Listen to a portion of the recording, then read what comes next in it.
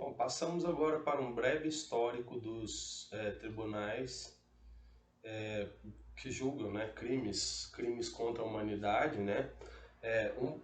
Digamos assim, os antecedentes do Tribunal Penal Internacional, né, da Corte de Haia, atualmente que foi fundada, né, foi definida em 1998 e passou a funcionamento, né, conforme previsto no Estatuto, no ano de 2000.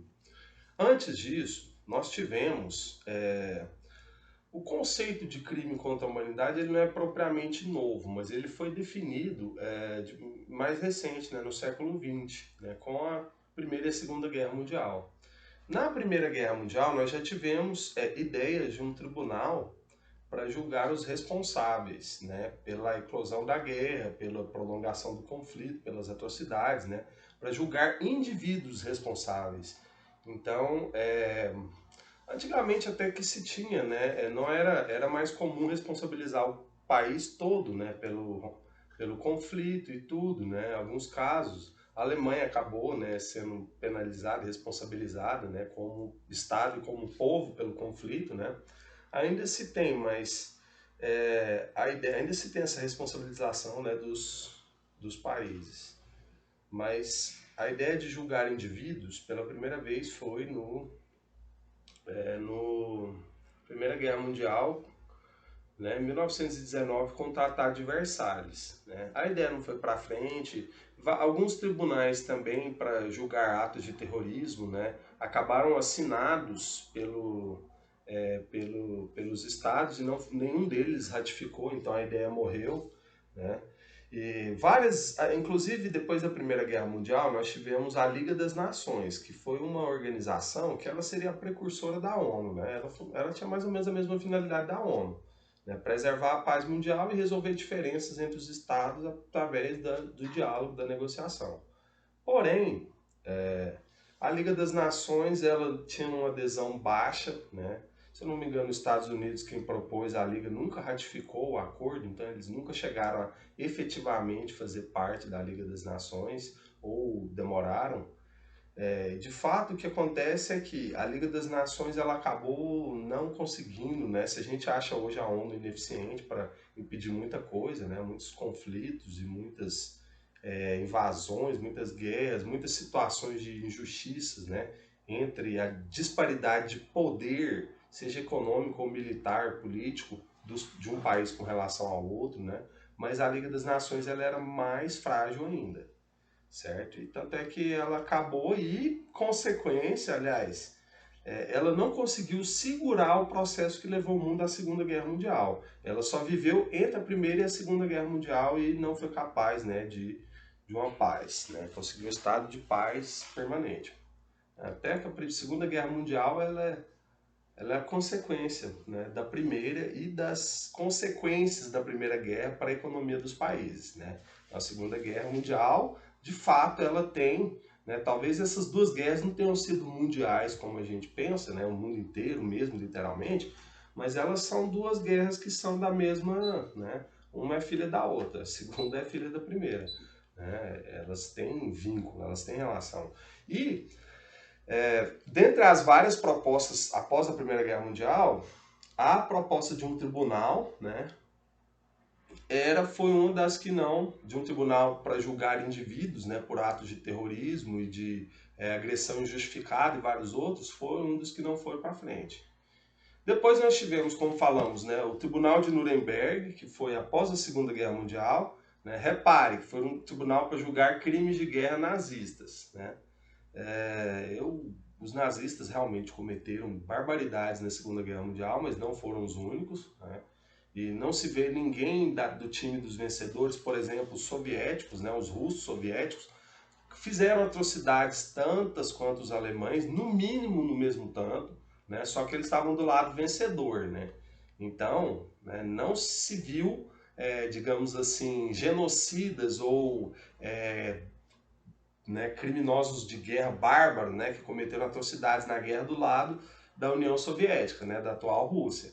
Né? Por quê? Porque os alemães perderam a guerra. Né?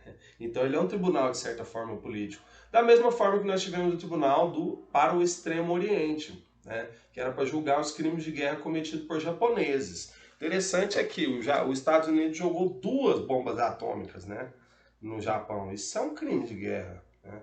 População civil, depois nós vamos ver a tipificação, né, de crimes de guerra, né? E o Estatuto de Roma, o que ele considera como vedações, né, como coisas que não devem ser é, ser praticadas pelos estados porque estão previstas ali como crimes, né? Dentre elas, o ataque a civis sem necessidade. Eles praticamente jogaram 2 bombas atômicas em 2 cidades, né? São 2 crimes de guerra terríveis. Mas julgou-se quem? O lado perdedor, né? Que também cometeu atrocidade, gente. Numa guerra, geralmente, quem tem oportunidade vai apelar para uma coisa mais desumana, né? E a gente vê hoje a guerra civil da Síria. O Bashar Assad é uma pessoa que eu acredito que já está aí na mira do TPI, né? O Bashar Assad é o ditador da Síria que está aí, que já cometeu vários, né, atos contra civis e barbaridades, né, sem tamanho, né? Que com certeza estão tipificadas lá no Estatuto de Roma. Depois nós temos alguns tribunais que eles são tribunais ad hoc.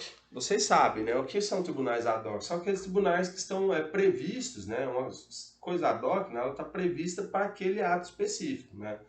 Ah, o Tribunal de Crimes de Guerra da Iugoslávia e o Tribunal de Crimes, né, de Ruanda, o Tribunal da Antiga Iugoslávia e o Tribunal de Ruanda foram instituídos nos anos 90, mas eles ainda estão né, em atividade. Ah, então quer dizer que eles, né, não deixaram de ser ad hoc, continuam sendo ad hoc. O que acontece é que o processo de julgamento, né,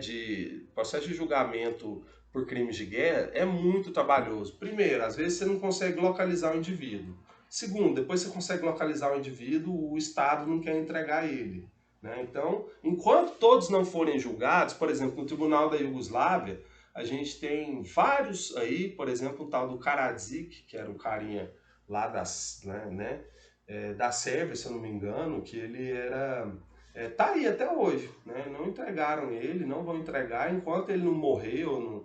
O Milosevic, que é um dos criminosos da Iugoslávia, ele foi julgado pelo próprio TPI. Mas esse não foi julgado por nenhum tribunal. Ele está aí de boa, vivendo a vida dele, provavelmente vai morrer livre, né? Daqui uns tempos, porque ele até tá velho. Mas esses tribunais não é que eles deixaram de ser ad hoc e viraram permanentes, né?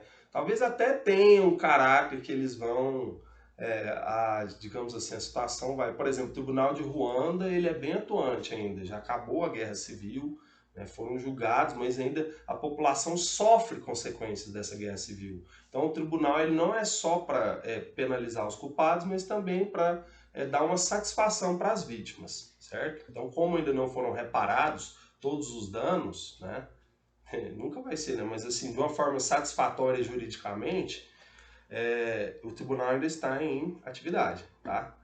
E aí nós temos agora, né, junto, uma ideia que foi ressuscitada em 1989, né, por um chefe de Estado, o presidente de Trindade e Tobago, ó, para você ver, né? Aquele paísinho lá do Caribe, na Assembleia Geral da ONU, que todos os países falam, o chefe de Estado falou, olha, especificamente contra crimes de drogas, né? Lembrando que nos anos 90 vivia-se na América Latina principalmente uma terrível epidemia de gangues, né? Hoje a gente tem o México, né? O narco-guerrilhas do México, mas tinha a Colômbia, tinha a Nicarágua, tinha Bolívia aqui, o Brasil também tinha seus bolsões aí do crime organizado, na época não era forte como hoje, né?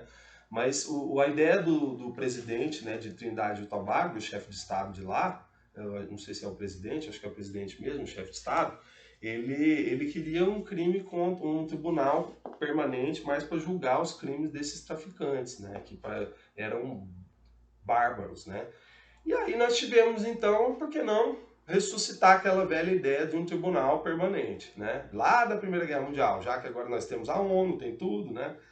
E aí surgiu o TPI, né. O TPI vai surgir no Estatuto, na Convenção de Roma, na qual os países vão, né, juntar, acordar e elaborar e redigir o Estatuto de Roma, que vai prever que as normas, né, como eu falei, o Estatuto, né, de uma organização internacional, ele é como se fosse a Constituição de um país. Ele é que vai definir qual que é a natureza da organização, qual país faz parte, qual pode fazer parte, qual é o processo para um país fazer parte, se um país quiser sair, o que ele tem que fazer, tudo isso está lá no Estatuto. E no caso do Estatuto de Roma, nós temos também a tipificação dos crimes, da jurisdição, né, a composição do tribunal, claro, né, nós temos lá os órgãos, né, para operar, né, o TPI.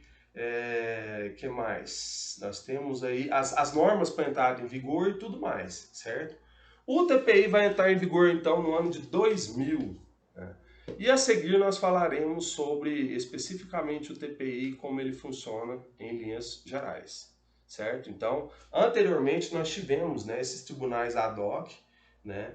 Durante esse tempo tinha sempre aquela ideia que volta e meia voltava, volta e meia voltava, né? Digamos assim, de um tribunal permanente, mas ela só foi mesmo ser efetivada com o Estatuto de Roma, ok? E é o que nós falaremos no próximo tópico.